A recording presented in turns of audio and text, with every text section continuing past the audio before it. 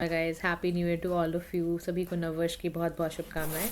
आज हम अपना vision IAS monthly current affairs continue कर रहे हैं नवंबर 2024 का, जो कि चल रहा है। और इन्वायरमेंट सेक्शन हमने स्टार्ट कर दिया था कल से, तो अभी हम उसको ही कंटिन्यू करते हैं। तो जो भी बच्चे चैनल पे नए आए हैं, please do like subscribe to PM Pathshala की फैमिली के साथ जुड़िए, जिसमें आपके करंट अफेयर्स को स्ट्रॉन्ग किया जा रहा है। साथ ही साथ आपको स्टैटिक पोर्शन के साथ भी कनेक्ट किया जा रहा है। How to do the papers, how to connect with the things, और कैसे उसको ज्वाइन करना है, कैसे पेपर लिखने हैं, वो सब कुछ सिखाया जा रहा है विद द फ्री इनिशिएटिव्स। तो आप टेलीग्राम लिंक पे भी जुड़िए। साथ साथ आपको पीडीएफ्स, हाईलाइटेड पीडीएफ्स मिल जाएंगी, इंपॉर्टेंट जानकारियाँ मिल जाएंगी। तो वो सब चीज़ें आप टेलीग्राम लिंक को ज्वाइन करने से मिल जाएगा। उसके लिए आप चैनल के पीएम पाठशाला चैनल के डिस्क्रिप्शन बॉक्स से टेलीग्राम लिंक को भी ज्वाइन करिए। तो हम सीधा ही अपना टाइम वेस्ट ना करते हुए सीधा हम चलते हैं थर्ड टॉपिक पे। 2 टॉपिक्स हमने ऑलरेडी कवर कर लिए हैं। जिन बच्चों ने नहीं किए हैं, प्लीज़ डू लाइक और share with the channel with peers and same way. आप इन्वायरमेंट का सब कुछ ना प्लेलिस्ट में बना हुआ है, तो आपको बस जाना है, प्लेलिस्ट चेक करनी है और सीधा आपको एंटर हो जाना है टॉपिक्स के साथ। थर्ड टॉपिक है रिलेटेड टू क्लाइमेट के फाइनेंस से रिलेटेड है। न्यूज़ में क्यों रहा, आप जानते ही हो कि अभी हमने कल ही जो बाकू में COP29 हुई, उसको डिस्कस किया हमने। तो हमने क्लाइमेट फाइनेंस के बारे में वहाँ भी पढ़ा था थोड़ा सा, और डिटेल में अब हम पढ़ने जा रहे हैं क्लाइमेट फाइनेंस के बारे में। क्लाइमेट फाइनेंस न्यूज़ में इसलिए था क्योंकि जो डेवलपिंग कंट्रीज़ है ना, उन्होंने बहुत ज़्यादा डिसअपॉइंटमेंट दिखाई है, क्योंकि जो with the enhance new collective quantified goal on climate finance, जो डेवलपिंग नेशंस हैं, जो भारत जैसे अभी डेवलपिंग कंट्रीज़ में ही आता है, चाइना है, और दूसरी जो कंट्रीज़ हैं जो डेवलपिंग फेज़ में आती हैं, उन्होंने साफ साफ अपनी निराशा दिखाई है कि जो भी आपने NCQG में इन्हांसमेंट करी है वो हमें पसंद नहीं आ रही है। क्या है ये NCQG, कैसे प्रपोज की गई, हम सारे इसके बारे में देखेंगे। सबसे पहले ये भी समझो कि कौन कौन से सोर्सेज होते हैं क्लाइमेट फाइनेंस के, मतलब क्लाइमेट से पैसा कहाँ कहाँ से आता है। तो उसके लिए ना कुछ फाइनेंशियल मैकेनिज्म इस्टेब्लिश किए गए हैं, कुछ इंटरनेशनल एग्रीमेंट्स हैं, कुछ कन्वेंशंस हैं, जैसे UNFCCC का है, जैसे UNCCD का है, इनके कन्वेंशंस हैं। सेकंड बात है जो लोन ग्रांट फ्रॉम मल्टीलेटरल हम डेवलपमेंट बैंक से लेते हैं ना, IFI से लेते हैं, वर्ल्ड बैंक से लेते हैं, इनसे ले लेते हैं। फिर कोई जो एलोकेशंस हैं नेशनल गवर्नमेंट से, फिर कार्बन प्राइसिंग इंस्ट्रूमेंट है, जैसे आपके इमिशन ट्रेडिंग स्कीम्स हैं, कार्बन इमिशन टैक्स है, ये सब। प्राइवेट फाइनेंस जैसे ग्रीन बॉन्ड है, ग्रीन डिपॉजिट है, ये सारे के सारे ऐसे इंस्ट्रूमेंट हैं जिनसे हमें क्लाइमेट फाइनेंस मिलता है। ठीक है, क्लाइमेट के लिए पैसा कहाँ से आता है, ये सारे के सारे वो सोर्सेज हैं जहाँ से कार्बन के लिए कम करने के लिए, या क्लाइमेट के लिए, बेसिकली क्लाइमेट को अच्छा करने के लिए हमें फाइनेंस मिलता है। ठीक है, अब हम सीधा हम समझते हैं NCQG है क्या। देखो ये ना सबसे पहले COP21 में प्रपोज की गई थी। इसी में सबसे पहले ना बोला गया था कि 2025 के बाद ना हम नए गोल्स को सेट करेंगे, क्लाइमेट फाइनेंस गोल को बेसिकली। तो 2009 में ही जो UNFCCC के जो मेंबर्स थे, पार्टीज थी, उन्होंने बोला था कि हम ना 100 जो बिलियन डॉलर्स हैं उसको हम एनुअली लगाएंगे और सब्सिक्वेंटली 2025 तक इसको एक्सटेंड कर देंगे। फिर बोला गया जो ये टारगेट है ना, ये तभी अचीव होगा जब हमें शॉर्टफॉल जितनी ज़्यादा दिखेंगी। फिर ऐसे ही आर्टिकल 9 है पेरिस अग्रीमेंट का, जिसने बोला है कि जो डेवलप कंट्री की जो पार्टीज़ हैं वो फाइनेंशियल सोर्सेज के साथ असिस्ट करेंगे, किनको, डेवलपिंग कंट्रीज़ के पार्ट्स को। अब हम समझते हैं कि क्लाइमेट फाइनेंस होता क्या है। तो ना UNFCCC वालों ने बताया कि क्लाइमेट फाइनेंस ना बेसिकली लोकल है, नेशनल है और ट्रांसनेशनल फंडिंग है। ये कहाँ से आता है, public, private and alternative sources से आता है। जैसे हमें कोई भी क्लाइमेट चेंज की मिटिगेशन को सपोर्ट करना हो, कोई अडेप्टेशन एक्शंस लेने हो, पर्टिकुलरली डेवलपिंग कंट्रीज़ में जो बहुत वल्नरेबल हैं, जिस पे क्लाइमेट चेंज का बहुत ज़्यादा इम्पैक्ट पड़ता है, तो उन्हीं को क्या करा जा रहा है, क्लाइमेट फाइनेंस के साथ जोड़ा जा रहा है। ध्यान से समझना, UNFCCC वालों ने समझाया क्लाइमेट फाइनेंस का मतलब है कि हमें ना फंडिंग चाहिए, चाहे वो पब्लिक से आए, चाहे वो प्राइवेट से आए, चाहे ऑल्टरनेटिव सोर्सेज से आए। अब क्लाइमेट फाइनेंस कहाँ कहाँ चाहिए होगा, लोकल लेवल पे चाहिए, नेशनल लेवल पे चाहिए, ट्रांसनेशनल फंडिंग कहीं से भी आए। हमें बेसिकली ये चाहिए कि जो भी क्लाइमेट चेंज हो रहा है उसकी वजह से जो समस्याएं उत्पन्न हो रही हैं उस पर तुरंत एक्शन लिया जाए। अब ये सबसे ज़्यादा काम करने की ज़रूरत कहाँ है, डेवलपिंग कंट्रीज़ में, क्योंकि वो सबसे ज़्यादा, उन पर बहुत ज़्यादा इम्पैक्ट पड़ता है क्लाइमेट के चेंज होने से। तो इन्होंने समझाया, UNFCCC ने definition they the climate change की। अब हम आगे की बात समझते हैं कि जो ग्लोबल फाइनेंशियल मैकेनिज्म है अंडर UNFCCC, उनको भी समझते हैं। देखो इसके लिए सबसे पहले ना लॉस एंड डैमेज फंड को क्रिएट करा गया। ये कब इस्टेब्लिश किया गया, 2027 में ना, जब इजिप्ट में चल रहा था ना COP, और ऑपरेशनलाइज इसे COP28 दुबई में किया गया था। इसका पता है काम क्या था लॉस एंड डैमेज फंड का, कि फाइनेंशियल असिस्टेंस देना उन कंट्रीज़ को जो बहुत ज़्यादा क्लाइमेट चेंज से जो बहुत परेशान है। अब लॉस एंड डैमेज क्या होता है? लॉस एंड डैमेज का मतलब होता है क्लाइमेट चेंज पे नेगेटिव इफेक्ट बेसिकली देखना। Despite mitigation, despite adaptation effort के बिना भी हमारे पास ये सारी समस्या आ रही है, बहुत ज़्यादा क्लाइमेट चेंज का बहुत नेगेटिव इफेक्ट देखने को मिल रहा है। फिर सेकेंड हमारे पास आता है ग्रीन क्लाइमेट फंड के बारे में। तो ये इस्टेब्लिश किया गया था COP16 में, 2010 में ही करा गया था। तो ना देखो अलग अलग टाइम पे ना UNFCCC ने अलग अलग तरीके बनाया कि ग्लोबली कैसे फंडिंग फाइनेंशियल पैसा कहाँ से आए क्लाइमेट जब चेंज हो रहा है। तो ऐसे ही अडेप्टेशन फंड आया 2001 में, इसको करा गया क्योटो प्रोटोकॉल के जब चल रहा था ना उस टाइम पे किया गया था। अब Kyoto protocol is related to dash, चलो जी क्वेश्चन सॉल्व करो कमेंट सेक्शन में। फिर स्पेशल क्लाइमेट चेंज फंड है ये भी COP7 के तहत बनाया गया। ऐसी लीस्ट डेवलप कंट्रीज़ के लिए भी फंड बनाया गया था COP7 में 2001 के अंदर ही, ताकि इनको ना असिस्टेंस दी जा सके। अब देखो सवाल ये आता है कि हम इतना ज़्यादा फोकस क्यों कर रहे हैं क्लाइमेट फाइनेंस पे? तो उसका जवाब है सबसे पहले CBDR, common but differentiated responsibility and respective capabilities as well. तो डेवलप नेशंस को ना ये बहुत ज़्यादा डेवलपिंग नेशन कह रहे हैं कि देखो जी आप तो डेवलप हो चुके हो, तो आप क्यों नहीं हमें हेल्प करते हो? जो बहुत वल्नरेबल सेक्शन है, जो बहुत वल्नरेबल कंट्री है, जिनको इस इम्पैक्ट इतना ज़्यादा पड़ रहा है, तो उनको मदद क्यों नहीं कर रहे हो आप? तो इसलिए उनको बोला गया कि कॉमन बट डिफरेंशिएटेड रिस्पॉन्सिबिलिटी लेने की ज़रूरत है, आप रिस्पॉन्सिबिलिटी लो। फिर सेकंड है, हमें ज़रूरत क्लाइमेट फाइनेंस की इसलिए भी पड़ रही है क्योंकि हम देख रहे हैं कि ना एक जस्ट ट्रांजिशन करने की ज़रूरत है। तो कह रहा है जो भी वर्कर है, कम्युनिटीज़ हैं, वो बहुत ज़्यादा ना अफेक्ट होती हैं। जब आप लो कार्बन इकॉनमी में मान लो आप रह रहे हो, तो इन पे ना बहुत ज़्यादा असर पड़ता है। जो कम्युनिटीज़ हैं, वर्कर्स वगैरह होते हैं, इनको शिफ्ट करना बहुत अफेक्ट करता है। फिर तीसरी चीज़ है टेक्नोलॉजी एंड इनोवेशन, यानी कैपेसिटी बिल्डिंग करना, रिसर्च एंड डेवलपमेंट करना। चौथी चीज़ है डिज़ास्टर रिजिलेंसी, यानी हमें ना अर्ली वार्निंग सिस्टम्स पे इन्वेस्ट करना है, डिज़ास्टर पे इन्वेस्ट करना है, ऐसे रिडक्शन मेजर्स लेने हैं, सस्टेनेबल इंफ्रास्ट्रक्चर बनाना है, ताकि हमारा जो क्लाइमेट फाइनेंस की जो नीड है वो फुलफ़िल होती चली जाए। अब यहाँ ये कह रहा है कुछ ऐसे इश्यूज़ बताओ जो एसोसिएटेड है हमारे करंट क्लाइमेट फिनेंसिंग से।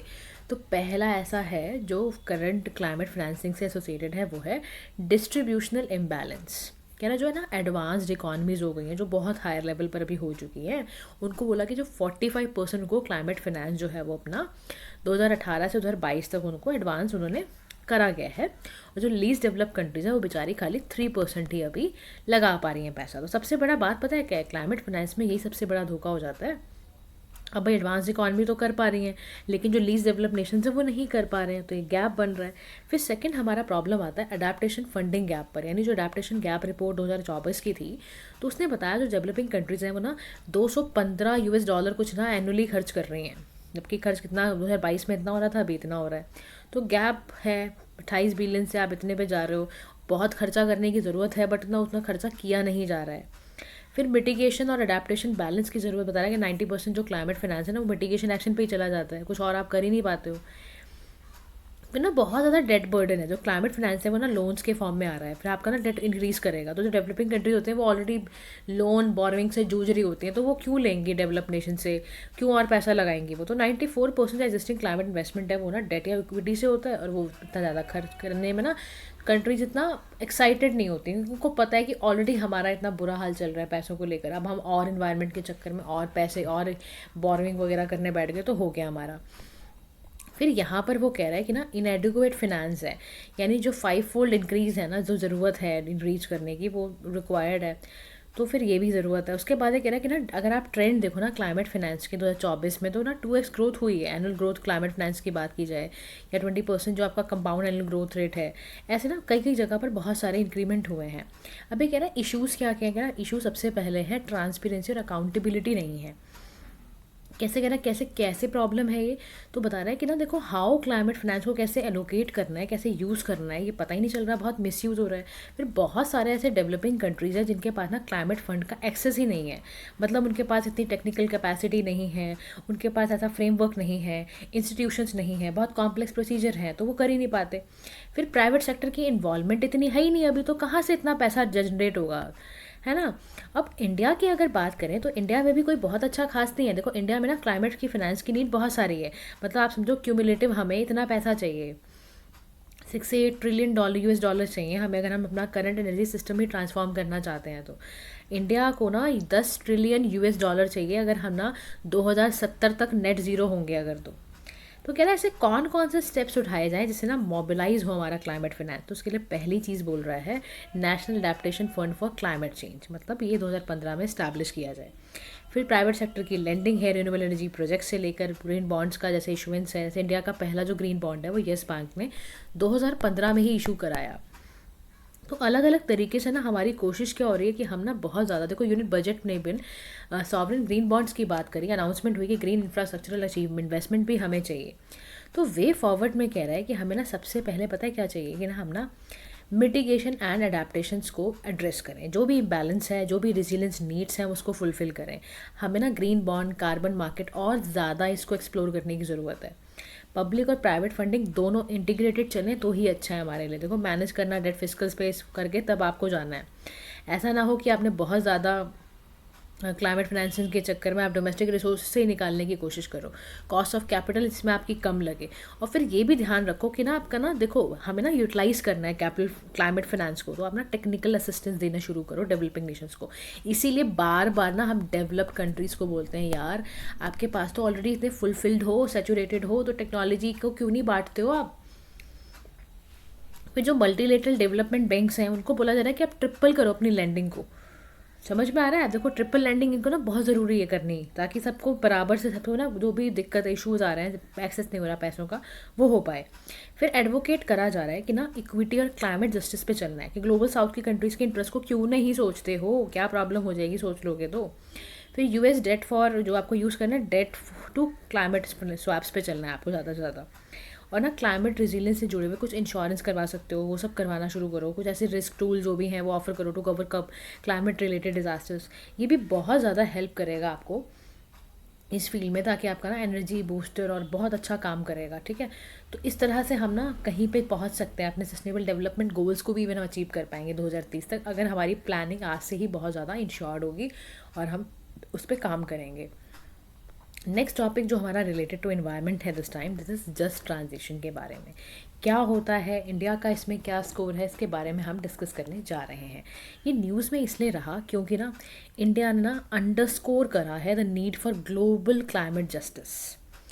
इंडिया ने अंडरस्कोर करा है कि भैया ग्लोबल क्लाइमेट जस्टिस चाहिए और इक्विटेबल एक्शन चाहिए। कब कहा ये इंडिया ने, COP29 चल रहा था और second annual high level minister round table conference के समय पे इंडिया ने साफ तौर पे बोला भैया देखो बहुत ज़रूरत है कि ग्लोबल क्लाइमेट फाइनेंस हो, पहली बात, प्लस इक्विटेबल एक्शन लेने की बहुत ज़्यादा ज़रूरत है।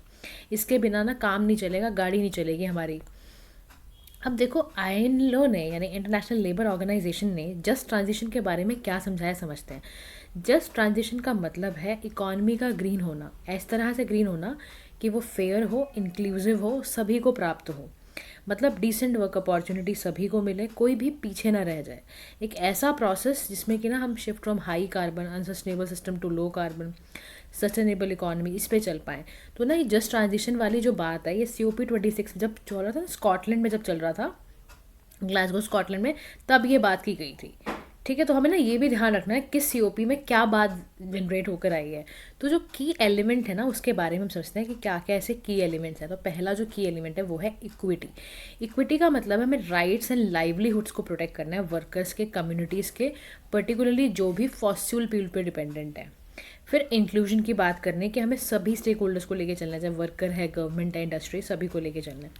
सस्टेनेबिलिटी का मतलब ये है कि हमें ना अलाइन करना है इकोनॉमिक एंड सोशल सिस्टम के साथ, ताकि हमारा ये मकसद हो कि हमें ना ग्रीन हाउस गैसेस के एमिशंस को कम करना है और नेचुरल इकोसिस्टम को ज़्यादा से ज़्यादा कंजर्व करना है।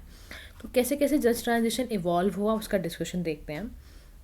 सबसे पहली चीज़ है Paris agreement preamble, explicitly mention उसने बोला हुआ है ना जस्ट ट्रांजिशन पे, तो वो काम होना। साउथ अफ्रीका अनाउंस जैसे एनर्जी ट्रांजिशन पार्टनरशिप बनाया था।